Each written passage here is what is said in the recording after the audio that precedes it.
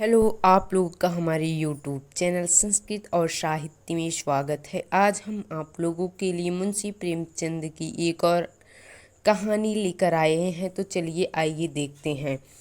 एक झोपड़े के द्वार पर बाप और बेटा दोनों एक बुझे हुए अलाव के सामने चुपचाप बैठे हुए थे और अंदर बेटे की जवान बीवी बुधिया प्रसव वेदना में पछाड़ खा रही थी।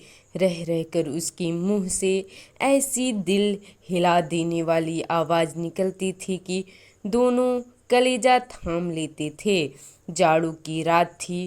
प्रकृति सन्नाटे में डूबी हुई। सारा गांव अंधकार में लय हो गया था।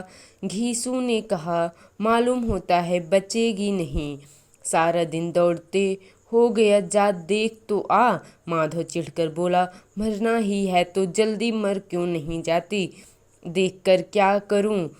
तू बड़ा बेदर्द है बे। साल भर जिसके साथ सुख चैन से रहा, उसी के साथ इतनी बेवफाई। तू मुझसे तो उसका तड़पना और हाथ पांव पटकना नहीं देखा जाता। चमारों का कुनबा था और सारे गांव में बदनाम। घीसू एक दिन काम करता तो 3 दिन आराम करता। माधव इतना कामचोर था कि आध घंटे काम करता तो घंटे भर चिलम पीता। इसलिए उन्हें कहीं मजदूरी नहीं मिलती थी। घर में मुट्ठी भर भी अनाज मौजूद हो तो उनके लिए काम करने की कसम थी। जब 2-4 फाके हो जाते तो घीसू पेड़ पर चढ़कर लकड़ियां तोड़ लाता और माधव बाजार से बेच लाता। और जब तक वह पैसे रहते दोनों इधर उधर मारे मारे फिरते। गांव में काम की कमी न थी। किसानों का गांव था। मेहनती आदमी के लिए 50 काम थे, मगर इन दोनों को उसी वक्त बुलाते जब 2 आदमियों से एक का काम पाकर भी संतोष कर लेने के सिवा और कोई चारा न होता। अगर दोनों साधु होते तो उन्हें संतोष और धैर्य के लिए संयम और नियम की बिल्कुल जरूरत न होती। यह तो इनकी प्रकृति थी। विचित्र जीवन था इनका। घर में मिट्टी के 2-4 बर्तन के सिवा कोई संपत्ति नहीं। फटे चिथड़े से अपनी नग्नता को ढांके हुए जिए जाते थे। संसार की चिंताओं से मुक्त, कर्ज से लदे हुए, गालियां भी खाते, मार भी खाते, मगर कोई गम नहीं। दिन इतने की वसूली की बिल्कुल आशा न रहने पर भी लोग इन्हें कुछ न कुछ कर्ज दे देते थे। मटर आलू की फसल में दूसरों के खेतों से मटर या आलू उखाड़ लाते और भून भान कर खा लेते, या 10-5 ऊख उखाड़ लेते और रात को चूसते। घीसू ने इसी आकाश वृत्ति से 60 साल की उम्र काट दी और माधव भी सपूत बेटे की तरह बाप ही के पद चिन्हों पर चल रहा था, बल्कि उसका नाम और भी उजागर कर रहा था। इस वक्त भी दोनों अलाव के सामने बैठकर आलू भून रहे थे, जो कि किसी खेत से खोद लाए थे। घीसू की स्त्री का तो बहुत दिन हुए देहांत हो गया था। माधव का ब्याह पिछले साल हुआ था। जब से यह औरत आई थी उसने इस खानदान में व्यवस्था की नींव डाली थी और इन दोनों में गैरतों का दो जख भरती रहती थी। जब से वह आई यह दोनों और भी आलसी और आराम तलब हो गए थे, बल्कि कुछ अकड़ने भी लगे थे। कोई कार्य करने को बुलाता तो निर्व्याज भाव से दुगनी मजदूरी मांगते। वही औरत आज प्रसव वेदना से मर रही थी और यह दोनों इसी इंतजार में थे कि वह मर जाए तो आराम से सोए। घीसू ने आलू निकाल कर छीलते हुए कहा, जाकर देख तो क्या दशा है। उसकी चुड़ैल का फिसाद होगा और क्या, या तो ओझा भी 1 रुपया मांगता है। माधव को भय था कि वह कोठरी में गया तो घीसू आलूओं को बड़ा भाग साफ कर देगा। बोला, मुझे वहां जाते डर लगता है। डर किस बात का है, मैं तो यहाँ हूँ ही तो तुम्हें जाकर देखो ना। मेरी औरत जब मरी थी तो मैं 3 दिन तक उसके पास से हिला तक नहीं था, और फिर मुझसे लजाएगी कि नहीं? जिसका कभी मुंह नहीं देखा आज उसका उघड़ा हुआ बदन देखूं? उसे तन की सुध भी तो न होगी।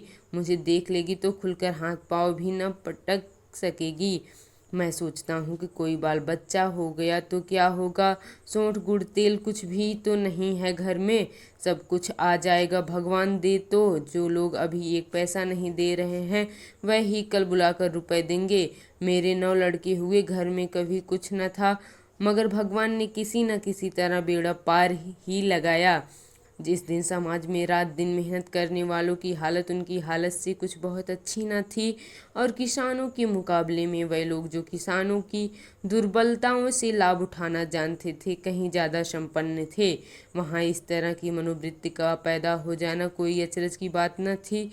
हम तो कहेंगे घिसू किसानों से ज़्यादा विचारवान था, और किसानों के विचार शून्य समूह में शामिल होने के बदले बैठकबाजों की कुत्सित मंडली में जा मिला था। हाँ, उसमें यह शक्ति न थी कि बैठकबाजों के नियम और नीति का पालन करता है, इसलिए जहाँ उसकी मंडली के और लोग गांव के सरगना और मुखिया बने हुए थे, उस पर सारा गांव उंगली उठाता था। फिर भी उसे यह तस्कीन तो थी ही कि अगर वह फटे हाल है तो कम से कम उसे किसानों की सी जी तोड़ मेहनत तो नहीं करनी पड़ती, और उसकी सरलता और निरीहता से दूसरे लोग बेजा फायदा तो नहीं उठाते।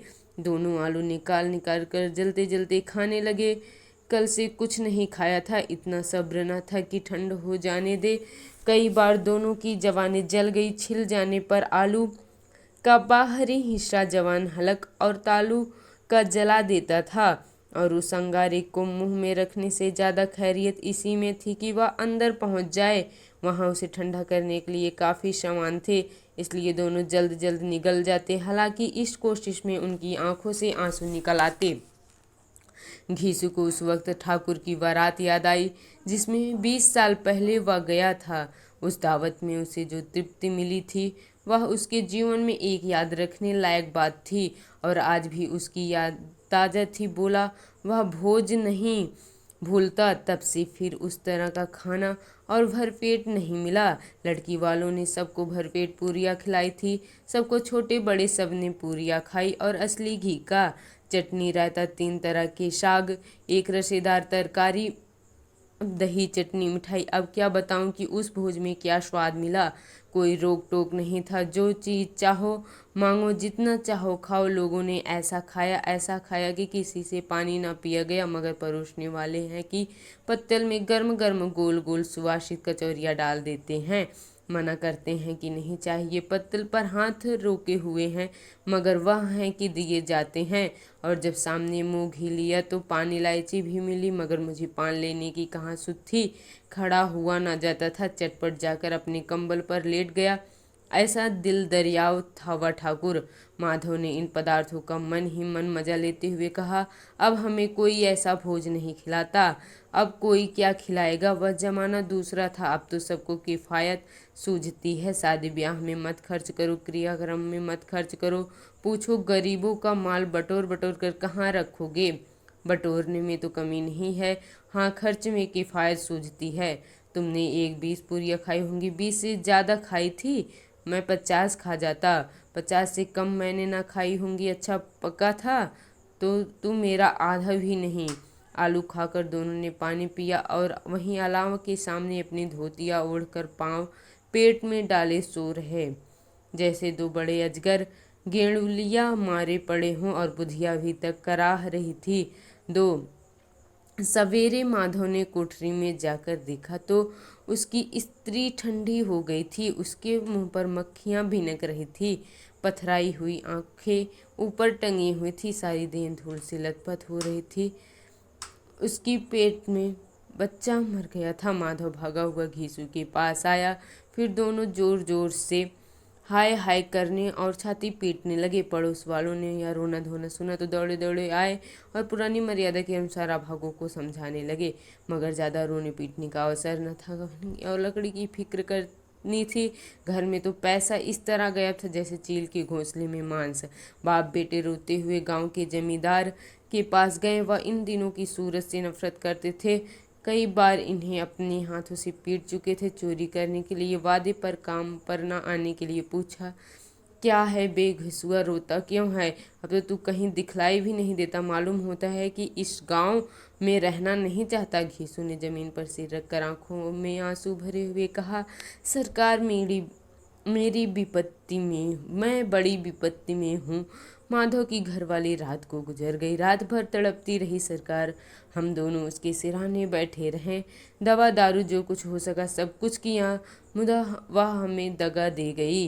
अब कोई एक रोटी देने वाला भी नहीं रहा। मालिक तबाह हो गए, घर उजड़ गया। आपका गुलाम हूँ। अब आपके सिवा कौन उसकी मिट्टी पार लगाएगा? हमारे हाथ में तो जो कुछ था वह सब तो दवा दारू में उठ गया। सरकार ही की दया होगी तो उसकी मिट्टी उठेगी। आपके सिवा किसके द्वार पर जाऊं? माधव आसमान की तरफ देखकर बोला, मानो देवताओं को अपनी निष्पापता का साक्षी बना रहा हो। दुनिया का दस्तूर है, नहीं लोग बामनों को 1000 रुपए क्यों दे देते हैं? कौन देखता है परलोक में मिलता है या नहीं?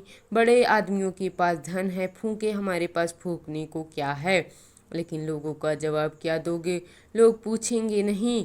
घीसू हंसा, अबे कह देंगे कि रुपए कमर से खिसक गए, बहुत ढूंढा मिले नहीं। लोगों को विश्वास न आएगा, लेकिन फिर वही रुपए देंगे। माधव भी हंसा, इस अनपेक्षित सौभाग्य पर बोला, बड़ी अच्छी थी बेचारी, मरी तो खूब खिला पिला कर आधी बोतल से ज़्यादा उड़ गई। घीसू ने 2 सेर पूरियाँ मंगाई, चटनी, अचार, कलौजियाँ। शराब खाने के सामने ही दुकान थी। माधव लपक कर 2 पत्तलों में सारे सामान ले आया। पूरा 1.5 रुपया खर्चा हो गया, सिर्फ थोड़े से पैसे बच रहे। दोनों इस वक्त इस स्थान में बैठे पूरियाँ खा रहे थे कि जैसे जंगल में कोई शेर अपना शिकार उड़ा रहा हो। ना जवाबदेही का खौफ था, न बदनामी का फिक्र। इन भावनाओं को उन्होंने बहुत पहले ही जीत लिया था। घीसू ने दार्शनिक भाव से बोला, हमारी आत्मा प्रसन्न हो रही है तो क्या उसे पुत्र न होगा? माधव ने श्रद्धा से सिर झुकाकर तस्दीक की, जरूर से जरूर होगा। भगवान तुम अंतर्यामी हो, उसे बैकुंठ ले जाना। हम दोनों हृदय से आशीर्वाद दे रहे हैं। आज जो भोजन मिला वह कभी उम्र भर ना मिला था। एक क्षण के बाद माधव के मन में एक शंका जागी। बोला, क्यों दादा, हम लोग भी एक न एक दिन वहां जाएंगे ही। घीसू ने इस भोले भाले सवाल का कुछ उत्तर न दिया। वह परलोक की बातें सोचकर इस आनंद में बाधा न डालना चाहता था। जो वह हम लोगों से पूछे कि तुमने हमें दिया तो क्या कहोगे? कहेंगे तुम्हारा सिर। पूछेगी तो जरूर, तू कैसे जानता है कि उसे मिलेगा? तो मुझे ऐसा गधा समझता है? 60 साल क्या दुनिया में घास खोदता रहा हूँ। माधव को विश्वास न आया। बोला, कौन देगा? रुपए तो तुमने चट कर दिए, वह तो मुझसे पूछेगी। उसकी मांग में तो सिंदूर मैंने डाला था, कौन देगा? बताते क्यों नहीं? वही लोग देंगे जिन्होंने अब की दिया। हाँ, उस अब की रुपए हमारे हाथ न आएंगे। ज्यों ज्यों अंधेरा बढ़ता था और सितारों की चमक तेज होती थी, मधुशाला की रौनक भी बढ़ती जाती थी। कोई गाता था, कोई डींग मारता था, कोई अपने संगी के गले लिपटा जाता था, कोई अपने दोस्त के मुंह में कुल्हड़ लगाए देता था। वहाँ के वातावरण में सुरूर था, हवा में नशा। कितने तो यहाँ आकर एक चुल्लू में मस्त हो जाते थे। शराब से ज़्यादा यहाँ की हवा उन पर नशा करती थी। जीवन की बाधाएं यहाँ खींच लाती थी और कुछ देर के लिए यहाँ भूल जाते थे कि वह जीते हैं या मरते हैं, या न जीते हैं न मरते हैं। और यह दोनों बाप बेटे अभी भी मज़े ले लेकर चुस्कियाँ ले रहे थे। सबकी निगाहें इनकी ओर जमी हुई थी। दोनों कितने भाग्य के बली हैं, पूरी बोतल बीच में है। भर पेट खाकर माधव ने बची हुई पूरियों का पत्तल उठाकर एक भिखारी को दे दिया, जो खड़ा उनकी ओर भूखी आंखों से देख रहा था और दोनों के गौरव, आनंद और उल्लास का अपने जीवन में पहली बार अनुभव किया। घीसू ने कहा, ले जा, खूब खा और आशीर्वाद दे। जिसकी कमाई है वह तो मर गई, मगर तेरा आशीर्वाद उसे जरूर पहुंचेगा। रोए रोए से आशीर्वाद दो, बड़ी गाढ़ी कमाई के पैसे हैं। माधव ने फिर आसमान की तरफ देखकर कहा, वह बैकुंठ में जाएगी दादा, बैकुंठ की रानी बनेगी। घीसू खड़ा हो गया और जैसे उल्लास की लहरों में तैरता हुआ बोला, हाँ बेटा, बैकुंठ में जाएगी। किसी को सताया नहीं, किसी को दबाया नहीं, मरते हमारी जिंदगी की सबसे बड़ी लालसा पूरी कर गई। वह न बैकुंठ जाएगी तो क्या है, मोटे मोटे लोग जाएंगे जो गरीबी के दोनों हाथों से लूटते हैं। पियक्कड़ों की आंखें इनकी ओर लगी हुई थी और यह दोनों अपने दिल में मस्त गाए जाते थे। फिर दोनों नाचने लगे, उछले भी, कूदे भी, गिरे भी, मटके भी, भाव भी बनाए, अभिनय भी किए और आखिर नशे में मदमस्त होकर वहीं गिर पड़े। धन्यवाद। यह मुंशी प्रेमचंद की कफन कहानी है, जो कि बहुत ही निंदनीय है कि कोई मनुष्य इतना नीचे गिर सकता है। तो धन्यवाद, आप लोग एक कहानी को सुनिए, समझिए और देखिए। धन्यवाद। हमारे चैनल को लाइक, शेयर, कमेंट, सब्सक्राइब कीजिए। धन्यवाद।